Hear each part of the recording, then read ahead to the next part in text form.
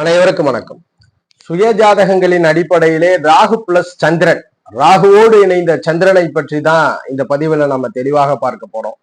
பொதுவா நிறைய அப்பாயின்மெண்ட்ல கேட்கக்கூடிய கேள்விகள் ராகு பிளஸ் சந்திரன் இந்த காம்பினேஷன் இருக்கு, இணைவு இருக்குன்னாலே ஜாதகர்களுக்கு வரக்கூடிய கேள்வி ராகு தசை நடக்குதோ அல்லது சந்திர தசை நடக்குதோ அப்போ மனம் பாதிக்குமான்ற கேள்வி பெரும்பாலும் அதிகமாக வருவதை பார்க்க முடியுது. அதற்காகத்தான் இந்த பதிவை. ராகு சந்திரனோடு இணைந்திருக்கும் பொழுது ஜாதகர்களுக்கு பலன் எவ்வாறு அமையும்ன்றத தெளிவுபடுத்தலாம்.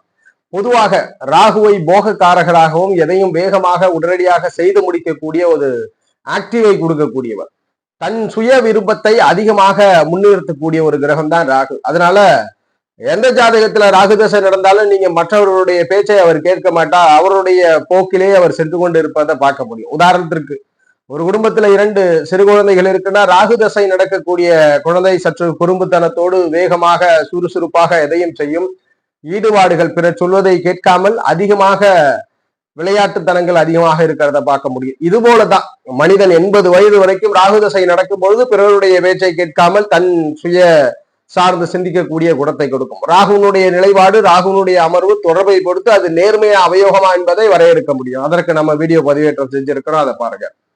இப்போ இந்த பதிவுல ராகு பிளஸ் சந்திரன், அதுபோல சந்திரனை நாம் தாய்க்காரகராகவும் மனோக்காரகராகவும் வெளிப்படுத்துறோம். ஒரு மனிதன் இந்த பூமியில எதையுமே நம்பிக்கை இருக்கணும், வலுவும் உறுதியும் இருந்தா தான் அந்த ஜாதகர் வாழ்க்கையில எதையுமே அடுத்த கட்டத்திற்கு பயணப்பட முடியும். அதற்கு ரொம்ப முக்கியம் மனம்.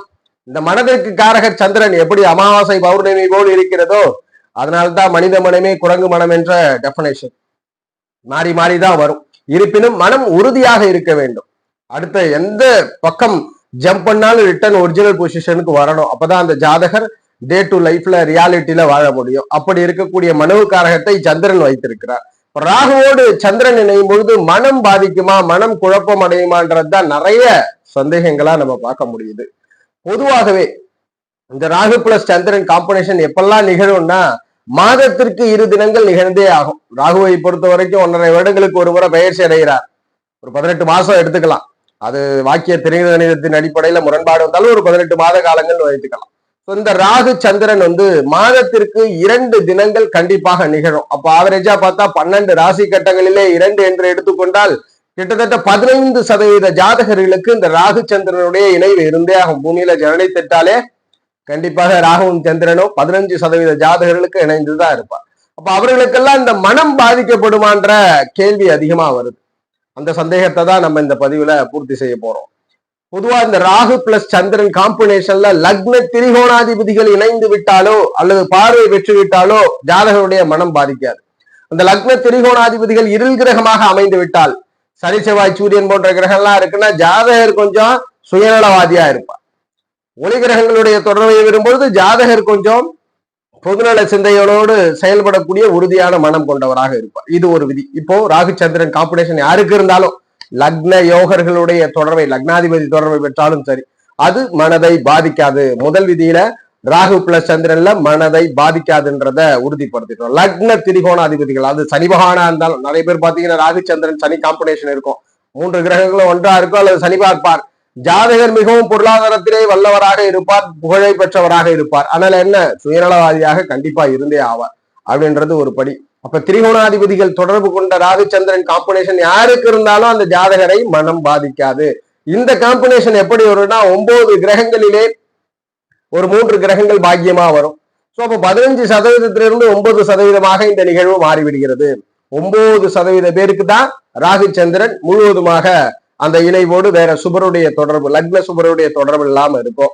இந்த 9% ஜாதகர்களையும் ராகு சந்திரன் தொடர்பிலே ஸ்தான பலத்தை யார் பெற்றிருக்கிறார்? ராகுவிற்கு வீடு கொடுத்தவர் ஸ்தான பலம் பெற்றிருக்கிறாரா, சந்திரனுக்கு வீடு கொடுத்தவர் ஸ்தான பலமா அல்லது சந்திரன் ஸ்தான பலமான்னு பார்க்கணும்.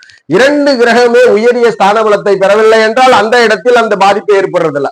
அந்த இடத்துல ராகு சந்திரனால் எந்த பாதிப்பும் ஏற்படுறதில்ல. தாய் நல்லா இருக்கிறாங்க, ஜாதகர் பிரில்லியண்டா சிந்திக்கக்கூடிய நபரா இருக்கார். இதுல ஒரு 3% போயிடுச்சு. ரிமைனிங் 6% ஜாதகருக்கு தான் இந்த ராகு சந்திரனுடைய தாக்கம் அதிகமா இருக்கு. இந்த 6%த்திலும் மனோகாரகரான சந்திரன் ஒருபுறம் இருக்க, ஜாதகத்திலே 5ஆம் ஆதிபத்தியம் ஸ்தான வலுவோடு இருக்கும் பொழுது அந்த ஜாதகருக்கு மனம் பாதிக்கிறது இல்லை. அந்த நேரத்துல அவர் எமோஷனலா பிரேக்கப் ஆகிறார். ஒண்ணு காதல் ரீதியா இருக்கலாம், அல்லது சென்டிமெண்டா ஏதோ ஒரு உயிர்காரகங்கள் பிரிந்து அந்த மன எமோஷன்ல இருக்கலாம். ஆனால் புத்தி பேதலிக்கிறது இல்ல, புத்தி மாறுவதில்லை. இந்த அமைவுகளின்படி 5ஆம் இடம் வலுத்து ராகு சந்திரன் தொடர்புல இருந்து ராகு தசை சந்திர புத்தியோ சந்திர தசை ராகு வரும்பொழுதோ 3% ஜாதகர்கள் எமோஷனலா பிரேக் ஆகுறாங்க. இவங்க கம்பேக் வந்துட முடியும். இவர்களால் மீண்டும் திரும்பி இயல்பான வாழ்க்கைக்குள் வந்துவிட முடியும். இதுல 3% அடையுது. ரிமைனிங் 3% பேர் மட்டும்தான் ராகு சந்திரனால் பெரிதும் பாதிக்கப்படுறார்கள். அது எப்படி பாதிக்கப்படுறாரு? ராகுவுக்கு வீடு கொடுத்த ஸ்தானபலம் பெற்றுறது, இல்ல சந்திரனுடைய நிலைப்பாடு ஸ்தானபலத்தோட இருக்கிறது, அவயோக தசை நடக்கும் பொழுது புத்தி வேதலிக்கக்கூடிய நிலை, ஒரு நினைவில் சிக்கிக் கொள்ளக்கூடிய, அங்கிருந்து வர முடியாத வேறொரு உலகத்தில் மாற்றிக்கொள்ளக்கூடிய நிகழ்வு 3% பேருக்கு தான் நடக்குது. இந்த 3% பேருக்கு எப்படி இருக்குன்னா, ராகு சந்திரன் காம்பினேஷன் இருக்கும், ராகு தசையோ சந்திர புத்தியோ சந்திர தசையோ நடப்புல வரும், அல்லது லக்னத்திற்கு அஷ்டமாதிபத்திய கிரகத்தினுடைய தசை நடப்புல வரும், 5ஆம் இடமும் பாதிக்கப்படும். இப்படி இருக்கிறதுல 3% பேர், 1 கோடி பேர் இருக்கிறாங்கன்னா அதுல 3 லட்சம் பேருக்கு இந்த பாதிப்புகள் இருக்கு. அது எப்போ நடைமுறைக்கு வருதுன்னா, ராகு தசை சந்திர தசை அல்லது அஷ்டமாதிபத்திய தசைகள்ல இது நடைமுறைக்கு வருது. அஷ்டமாதிபத்திய தசையும் லக்ன அவயோகரா வரணும். உதாரணத்துக்கு மேஷ லக்னம் எடுத்துட்டா 8ஆம் அதிபதி யோகர், ரிஷபத்திற்கு 8ஆம் அதிபதி அவயோகர், மிதுனத்திற்கு 8ஆம் அதிபதி யோகர், கடகத்திற்கு 8ஆம் அதிபதி அவயோகர், சிம்மத்திற்கு 8ஆம் அதிபதி யோகர். இது போல சரசிர உபய அமைவுகளிலும் சரி, அதுபோல நெருப்பு நீர் காற்று நிலத்தின் அடிப்படையிலும் சரி மாறுபடும். இந்த அமைவுகள்ல இந்த 3% பேருக்கு பலன் எப்படி இருக்கும்னா, அந்த தசை முழுவதுமே அவர் மனதில் ஏதேனும் ஒரு குறைபாடோடே வாழக்கூடிய சூழல் இருக்கும். அப்ப எல்லாருக்குமே இது பாதிக்குமானா கண்டிப்பா கிடையாது. 3% பேருக்கு தசை நடப்பில் வரும் பொழுது 5ஆம் இடம் பாதிக்கப்பட்டவர் மட்டும் ராகுச்சந்திரன் பாதிப்படைகிறது. எந்த மாதிரியான பாதிப்பு இருக்கிறது?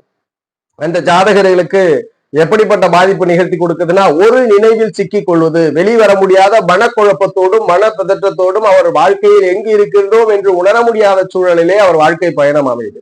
ராகு பிளஸ் சந்திரன்ல வெறும் 3% தான். சோ அதனால உங்களுடைய பிறந்த குழந்தைக்கு ராகுச்சந்திரன் காம்பினேஷன் இருக்கு, இல்ல அடுத்து உங்களுக்கு ராகுச்சந்திரனோட தசை நடக்க போதுன்னா உடனடியாக எந்த பயமும் வேண்டாம்.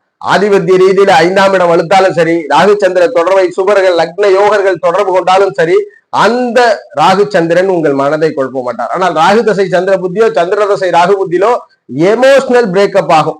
அது எப்படி வேணாலும் இருக்கலாம், காதல் ரீதியாகவும் இருக்கலாம், விரும்பிய நபர்களுடைய பிரிவு கூட இருக்கலாம், ஏதேனும் ஒரு வகையில் வாழ்க்கை தொழிலிலே நடக்கக்கூடிய லாஸா இருக்கலாம், வேலையிலே இருக்கக்கூடிய டெர்மினேஷனா இருக்கலாம். மனதை அந்த ஒரு பர்டிகுலர் டைம் பீரியட்ல அது பாதிப்படைகிறது.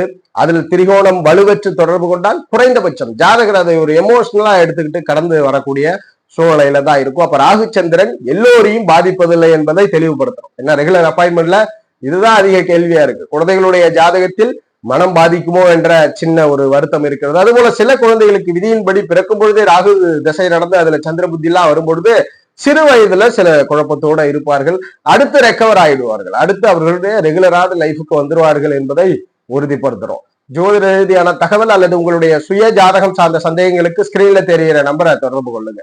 வாழ்க வளமுடன். நன்றி.